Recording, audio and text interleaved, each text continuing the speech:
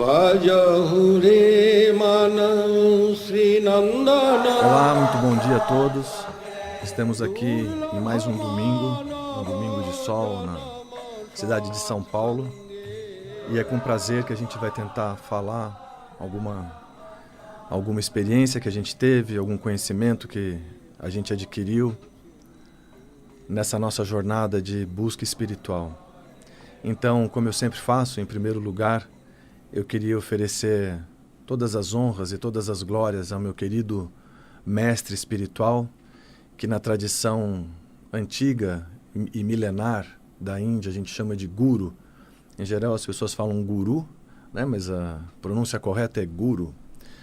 Então, Srila Bhaktisundar Govinda Deva Goswami Maharaj foi um grande guru na minha vida, um grande mestre, onde eu vi a espiritualidade, onde eu pude conviver com ele. Eu tive essa grande fortuna de poder conviver com ele na Índia todos os anos, desde 1900 e quando eu comecei a ir direto para a Índia todo ano. Isso começou em 96, depois 98, 99, 2000 e até o momento que ele partiu, que foi em 2010.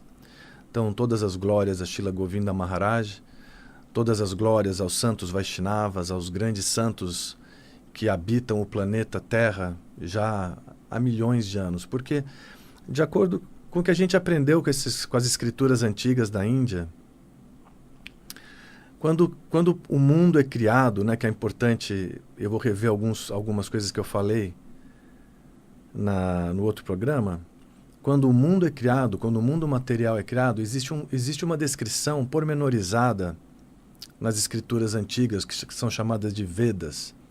Né? Os Vedas, eles são divididos em muitas seções. As escrituras antigas da Índia são divididas em muitas seções, e que você pode chamar de Shrutis, Smritis, Puranas, as escrituras tântricas, e todas elas se destinam a um tipo de ouvinte.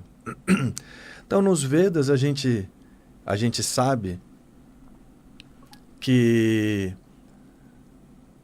de alguma forma, esse mundo ele expande do corpo de Vishnu. Né? Quem é Vishnu? Vishnu é a suprema personalidade de Deus. Então, os Vedas eles determinam todo o processo de criação. O que é interessante colocar aqui, porque as pessoas às vezes disputam a idade das suas escrituras. Né? Eu estava vendo algumas entrevistas com judeus e você vê algumas entrevistas com cristãos. Eles, né, nas entrevistas é perguntado, mas me diz uma coisa, como é que você acredita nisso? Não, porque está nas minhas escrituras, e minhas escrituras elas têm 2.000 anos, 5.000 anos. Mas é dito nos Vedas que desde que o mundo material é criado, desde que Vishnu cria o mundo material, ele também cria a condição da alma que veio habitar esse plano material. Deus, Vishnu, ou Krishna, como a gente chama, ele também cria condições da alma saber todos os pormenores da existência dela, que é chamado em sânscrito de Sambandha Gyana. Quem sou eu? Quem é Deus? O que significa esse mundo material? O que eu vim fazer aqui? Por que eu sofro nesse mundo? Por que existe esse mundo? Por que eu existo, né? Será que as pessoas não questionam isso, né? Por que eu existo? Por que eu tenho consciência da minha existência? Então, é dito que Vishnu... eu não vou explicar todos os detalhes, porque ele é muito complexo, né? É uma passagem um pouco extensa das escrituras, mas, de alguma forma, ele deitado no oceano, que é chamado de oceano causal, dos poros dele, da respiração dele, todo o mundo material é criado. E esse mundo material, cada universo, e são infinitos universos. A gente está lidando com o plano infinito, a gente está lidando com o que é inconcebível, o que para Deus é concebível, para a alma infinitesimal é inconcebível. Não dá para a gente analisar com o nosso intelecto limitado todo o processo de criação material. E nós, como almas, nós resolvemos descender e habitar o plano da matéria. A matéria ela é feita de 8 elementos, de acordo ao Bhagavad Gita, a escritura sagrada chamada Srimad Bhagavad Gita, onde Krishna, a suprema personalidade de Deus, ensina e educa seu discípulo e amigo Arjuna. Então, terra, água, fogo, ar espaço ou éter, como eles costumam traduzir, mas éter significa espaço, mente, inteligência e ahankara, que significa ego. O que é o ahankara? O ahankara é uma substância material que faz com que você se identifique com o corpo como sendo eu. Então, o processo primário das escrituras, o processo primário de toda educação espiritual é você entender: não sou um corpo material. Estamos vivendo num corpo material. Estamos vivendo num veículo material. Mas o ahankara, esse elemento material, ele faz com que a gente tenha plena identificação de que somos um corpo material. E, naturalmente, como consequência disso, existe o medo. Por que medo? Porque uma vez que eu me identifico com algo mortal, eu passo a ter medo de morrer. O único medo existente, gente, não existe medo que não seja medo da morte. Todo medo, ele é derivado do medo da morte. Porque, eu vou ter medo de ter fome, mas eu tenho medo de ter fome e não ter alimento porque eu vou morrer se eu não tenho alimento. Eu tenho medo de não ter abrigo porque não tendo abrigo eu não vou me proteger e por isso eu tenho medo de morrer. Mas esse medo, ele é um medo inerente, ele é um medo, ou não inerente, mas ele é um medo que pertence à alma condicionada num corpo material. Então, o processo de iluminação espiritual dado pelos Vedas, pelos grandes santos, quem são esses grandes santos que de forma mais intensa e mais extensa também, eles nasceram na Índia, na terra de Bharata. Mas pessoa santa é pessoa santa em qualquer lugar. Ela pode ter nascido na China, no Japão, na África, no Brasil, nos Estados Unidos. Não, uma pessoa que é iluminada significa que ela gradualmente compreendeu que ela não é um corpo material, que ela é uma alma plena de bem-aventurança, ela é uma alma plena de conhecimento e ela não morre. As passagens do Bhagavad Gita, que é a educação básica, é claro, no Bhagavad Gita, nessa escritura antiga e milenar, ele dá todo o conhecimento possível que você precisa para sair da ignorância do mundo material, do sofrimento material. E não adianta você falar que tal coisa que você faça, você vai ter isso e aquilo. Qualquer processo espiritual, qualquer processo que você tenha, ouvindo na rádio, ouvindo das escrituras, ouvindo de qualquer pessoa que não promove a sua imortalidade, é um processo enganoso. E nós rejeitamos como sendo um processo fiel, descendente do plano espiritual. Se o processo que você segue é uma acomodação no plano material, então não é um processo espiritual verdadeiro. Ele é um processo material. Tenha não sei o quê, faça isso para obter aquilo, obtenha paz com esse tipo de atividade. Não existe isso. A paz ela é alcançada quando você profundamente realizou que você é uma alma espiritual eterna, plena de bem-aventurança e conhecimento. E quando você entende, pela graça de um mestre espiritual verdadeiro, que você tem uma relação profunda com Deus. Profunda, mas não profunda mesmo, profunda. A pessoa que mais conhece você na sua existência é Krishna. Eu já citei esse verso, eu vou voltar a citar, porque uma das coisas que a gente faz é repetir, porque a gente está tão entorpecido nesse mundo material, entorpecido com novas aquisições materiais, com novas técnicas de rejuvenescimento, com várias técnicas absurdas que querem promover, prolongar o sofrimento no plano material e não definitivamente extinguir sua existência no plano material. Então, Krishna fala no Bhagavad Gita, Suridam Sarvabhutanam, eu sou o melhor amigo seu, Arjuna. De alguma forma você esqueceu disso. De alguma forma você está entorpecido com a matéria, catando migalhas nesse mundo material, catando caco de vidros, prazeres sórdidos, fugazes, e esqueceu que eu sou a fonte de toda a bem-aventurança que você procura. Eu sou a fonte de todo amor que você procura. Você está em busca de amor, de conforto do lar, você está em busca da família verdadeira e você está passando misérias num mundo que é um presídio. O mundo material é descrito no Kali Purana, que é uma escritura antiga da Índia, ele é descrito como o presídio para as almas que voltaram as costas para Deus. Ou seja, não tem céu nesse mundo. Aqui você pode ter no presídio uma cela com visão para o parque, mas é só isso que você consegue.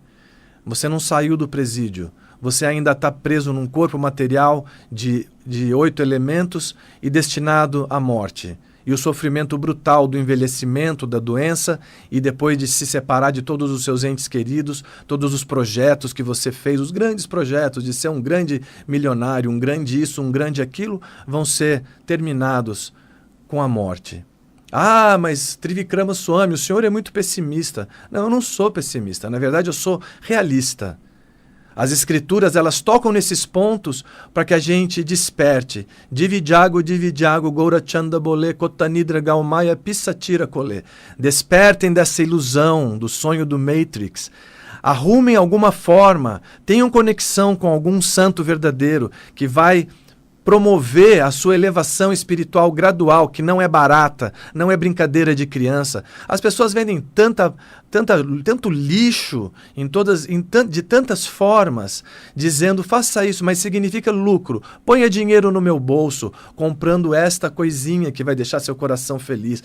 Isso não existe.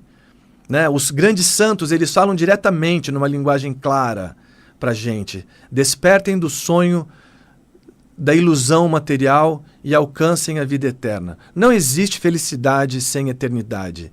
Shrinvantu Vishwe Amritasya Putra. Né? Acordem, almas. Saiam dessa ilusão do mundo da morte. E gradualmente alcancem essa realidade, como é chamado na linguagem cristã, o reino de Deus, que em sânscrito é chamado de Vaikunta, né? Onde você vai ter uma vida de conforto do lar. Aqui nunca vai existir o conforto do lar. No mundo da morte não existe conforto do lar. Então nós vamos abrir para perguntas, né? Nós queremos saber dos ouvintes. Né? Hoje eu estou falando algo um pouco mais duro, um pouco mais enfático sobre a necessidade da nossa jornada espiritual.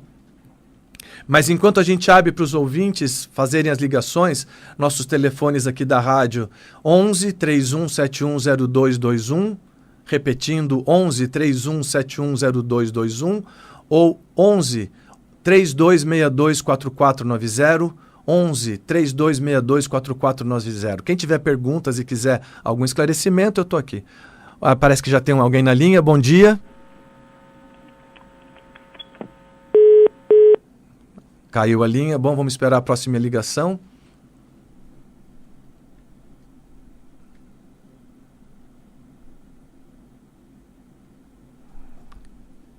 Olá, bom dia.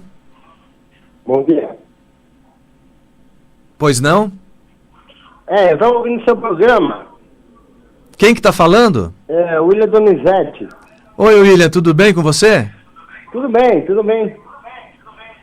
Você tem alguma pergunta para fazer? Eu teria um monte, mas eu vou fazer uma assim que eu escutei você falar. Realmente, você está certo. Eu nunca assisti, nunca ouvi seu programa, é a primeira vez. O que você falou, eu concordo 100%. Nossa, você falou realmente, aqui na Terra não existe céu e a vida das pessoas não sabe o que é distinguir que é ela e o que é o corpo físico. Você falou a verdade. Olha, eu agradeço muito o seu telefonema, isso não sou eu que estou falando, eu gosto de deixar bem claro, quem está falando isso são os grandes santos, os grandes sábios que alcançaram regiões muito elevadas, né, em termos de consciência. Então, a nossa proposta aqui não é a minha própria ideia. Eu não quero enganar ninguém, eu não tenho interesse nenhum nesse mundo. Eu tenho interesse simplesmente de passar aquilo que foi dado para mim e que me faz feliz hoje. Eu saber que eu sou uma alma imortal. Eu não alcancei esse plano ainda, mas eu tenho fé porque eu vivi com alguém que era diferenciado espiritualmente. E ele falou isso para mim, ele falou, vá atrás desse plano espiritual que você será muito feliz. Existe uma quantidade, uma qualidade de felicidade no reino de Deus, em Vaikunta, no plano onde você tem pleno contato e uma experiência direta na sua relação com Deus. Existe tanta felicidade lá que não dá para descrever nesse mundo. As pessoas estão buscando migalhas aqui. Então o meu chamado aqui na rádio, a minha voz aqui na rádio, não é para fazer... eu não quero blá blá blá, perda de tempo, eu não tenho tempo para perder. Eu tenho 53 anos de idade e a gente não sabe quando que a gente vai embora. A qualquer momento, num infarte, num acidente de carro, a gente passou para outra dimensão e depois vamos ter que renascer milhões de vidas em ignorância, sempre que a gente estiver procurando por habitar a matéria. Aqui é apenas um acampamento, estamos de passagem nesse plano. Então os santos antigos e os santos novos agora, da nossa era mesmo, porque existem santos ainda, eles urgem a gente, eles estão chamando a gente para que a gente realmente vá atrás da realidade espiritual. E o que eu peço para todos os ouvintes, né, que as pessoas que de coração sincero, sejam sinceros na sua busca e farejem a enganação. Quando as pessoas de qualquer lugar, de qualquer escritura, de qualquer religião, de qualquer seção da sociedade, mesmo programas de rádio, começarem a vender coisas para vocês como que não promovam a sua relação direta com Deus e a sua emancipação espiritual, fujam, né? Não ouçam. Isso é pura enganação. Não estamos aqui para enganar, estamos aqui para compartilhar, que é a palavra do momento, compartilhar por todos os veículos de comunicação possíveis esse conhecimento lindo. Olha só no Gita o que fala. A alma não nasce nem morre, capítulo 2, verso 20. A alma não nasce nem morre, ela não foi nem será criada, pois é não nascida e eterna. É sempre jovem e ainda assim antiga. Não é destruída quando o corpo é destruído. Então essa é a verdade do Bhagavad Gita. Mais outro verso? Tenho muitos versos para falar da alma. É dito que a alma é indivisível e não pode ser queimada, molhada ou seca. Ela é eterna, alcança todos os planos e mesmo assim permanece imutável, imóvel e sempre presente. Ou seja, a alma é uma partícula divina. Ah, tem mais um telefonema. Vamos ali. Bom dia. Bom dia. Quem está falando? Aqui é Márcia de Parelheiros. Oi, Márcia, tudo bom com você? Tudo bem. Então, eu gostaria, primeiramente, de fazer uma observação e pedir a sua opinião. Você que é um estudioso, espiritualista, você concorda que as escrituras, as chamadas escrituras sagradas, são cheias de adulterações? Você concorda? Desculpa, eu não ouvi. Você pode falar um pouco mais alto que está ruim para eu ouvir. Você concorda que as chamadas escrituras sagradas estão cheias de adulterações? Olha, eu concordo em parte, porque algumas escrituras, de uma cesta com maçãs, talvez algumas estejam podres, mas nem todas. Então eu tive a fortuna de encontrar escrituras que não foram adulteradas. E eu tive a fortuna na minha vida de encontrar um santo completamente honesto, 100% honesto, e ele afirmou isso para mim. E um santo, uma personalidade divina mesmo que eu encontrei nessa vida, que a vida dele era a própria personificação do que as escrituras dizem. Então isso aumentou muito a minha fé. E às vezes, se existiu alguma adulteração, no caso do Bhagavad Gita, por exemplo, ele é escrito exatamente como há 5.000 anos atrás, Krishna falou para Arjuna. Não existiu nenhuma transformação no Bhagavad Gita, né? E todas as informações que Krishna deu no Gita, elas são para promover Arjuna para o plano espiritual. Não existe nenhum comércio, nenhuma forma de barganha onde Krishna tem algum interesse espúrio em Arjuna. Na verdade, Arjuna era um iluminado, mas ele serviu no papel de uma pessoa que está em ignorância para poder ser iluminado por Krishna. Então, com certeza, você tem adulteração e as escrituras se perdem. Porém, Krishna fala no Bhagavad Gita, Jadadhyadahi dharmasya glanir bhavati bharata abhyutanam adharmasya tadatmanam srijamyaham. Eu descendo de tempos em tempos para reviver essas escrituras que foram perdidas com o tempo. Então não perca sua fé, seja sincera e procure pela verdade, que essa verdade vai manifestar no seu coração e os caminhos serão abertos. A falta de sinceridade é o nosso maior problema. E esse é o maior obstáculo da nossa vida, é a nossa falta de sinceridade pela busca verdadeira espiritual. Não queremos enganação, não vamos querer nada mais, nada menos do que é verdadeiro, do que vem de Deus, do que vem da mensagem divina, do plano divino, Shabda Brahma, né? O som divino que descende do plano divino e que vem para iluminar a gente, para que a gente saia do plano da mortalidade e tenha uma vida bem-aventurada com Deus. Tem mais? Mais um telefonema? Olá, bom dia. Bom dia. Pois não, quem está falando? Nilde. Oi, Nilde, tudo bom? Tudo bem, Swami? Tudo bem, eu fico feliz de ouvir sua voz aqui nesse domingão de sol. Obrigada, eu também. Swami, assim, o senhor está falando, estou ouvindo a palestra do senhor aqui, a comunicação. O senhor diz que Krishna é a personalidade de Deus. Exatamente. Na visão do senhor, o que é Deus? O senhor poderia me explicar? Olha, não é na minha visão. Eu tenho a visão do meu guru e das escrituras sagradas. Na verdade, você tem a verdade absoluta, porque Deus é tudo. Então você tem que pensar o seguinte: Deus, ele se manifesta de diferentes maneiras em diferentes potências. Não tem nada que fuja da jurisdição de Deus. Tudo é energia de Deus. Ele é o energético e existem suas energias. Por exemplo, a energia material é chamada em sânscrito de Maya Shakti, né? A Jiva, a alma espiritual, na terminologia sânscrita, é chamada de Tatastha Shakti. Shakti significa potência.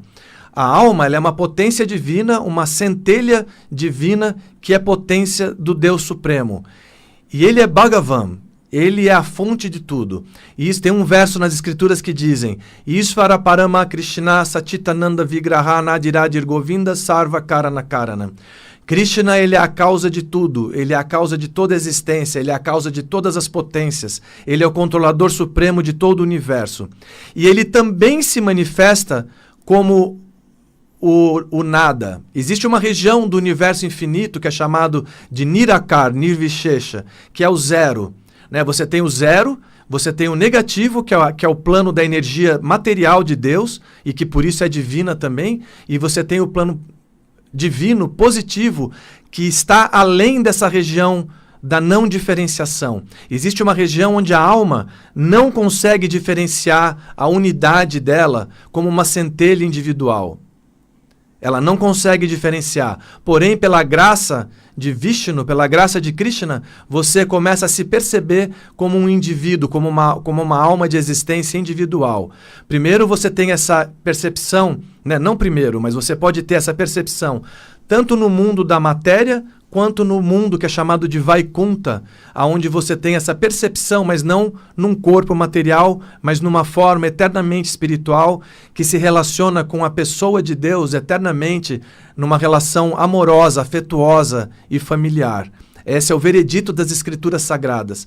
Alguns yogis, alguns santos, eles ficam só eles não conseguem passar da região indiferenciada. Porém, alguns investigadores da verdade, eles alcançaram a região positiva, diferenciada, aonde a alma é um indivíduo espiritual pleno de bem-aventurança eterno, pleno de conhecimento e que tem uma relação amorosa com Deus. Bom, Nilde, nosso tempo está acabando aqui. Eu não sei se tem mais algum telefonema. Então, é basicamente isso. Eu não tenho, né? Aqui são 25 minutos, a gente tem que falar correndo para poder satisfazer todos os ouvintes que têm suas dúvidas. E minha resposta para você é basicamente essa, né? Deus, ele inclui tudo, todas as energias, tudo que existe no universo infinito, você pode dizer, isso é Deus.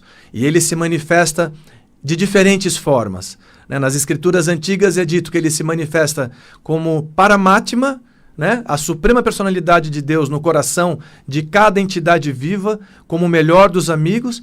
Ele se manifesta como Brahman, que é a região não diferenciada, onde você não tem diferenciação individual, tudo é um. E ele se manifesta como a pessoa suprema. Não se esqueça, tudo é pessoal. Né? Como que o pessoal e que o individual e a variedade surgiu do não pessoal? Isso é falta de lógica, é falta de ciência espiritual. Então, um bom dia a todos. Aqui estamos terminando nosso programa na rádio. E é isso aí. Daqui domingo sim, domingo não, né, que é dia 31, estarei aqui com vocês de volta. Um bom dia.